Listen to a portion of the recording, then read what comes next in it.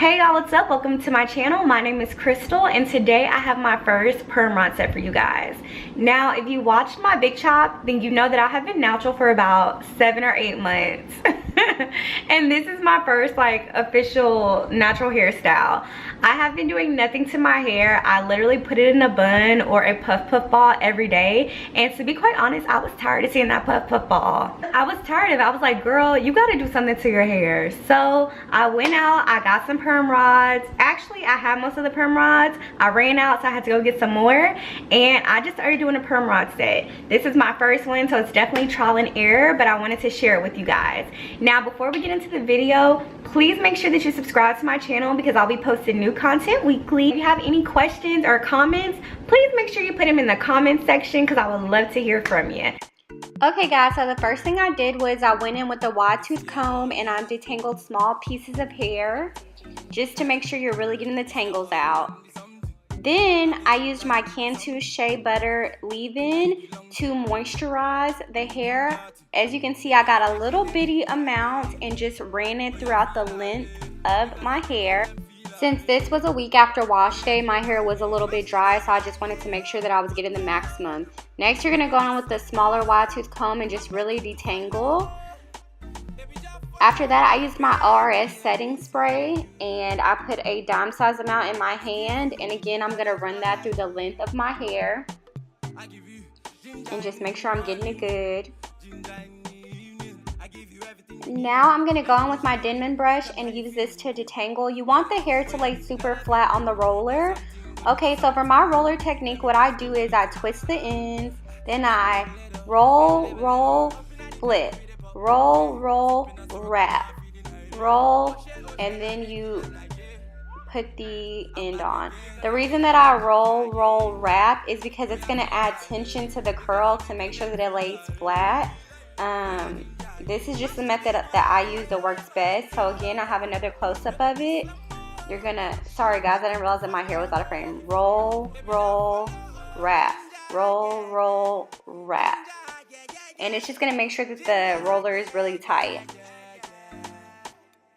Now, if your hair isn't long enough to wrap around the roller, which I totally understand, then you just want to make sure that when you curl the hair, that you're pulling up. If you notice when you go to the hair salon, your stylist, she doesn't have your hair down, she's pulling it upwards because that's going to make sure that you have that tension. Part of a good roller set is having enough tension for your roots to really be tight. Like I said, this is my first roller set in a long time, so it's not my personal best, but that is what you always want to work on, just making sure that you're keeping the hair tight and you're keeping some tension in the hair the entire time. So now I ran out of rollers, y'all, and I had to go get some new ones. So the front of my head is going to be smaller curls than the back of my head, but I actually think it ended up working out perfectly. If you're curious, I ended up using about 79 rollers to curl my hair because as you can tell by this piece, I did very tiny pieces just to make sure that my hair will really be defined and have a really distinct curl to it. Part of the hard part about having type 4 hair is that.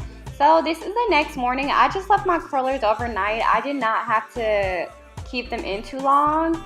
And I'm just taking them down. The way that I'm taking them down is I'm going against the curl.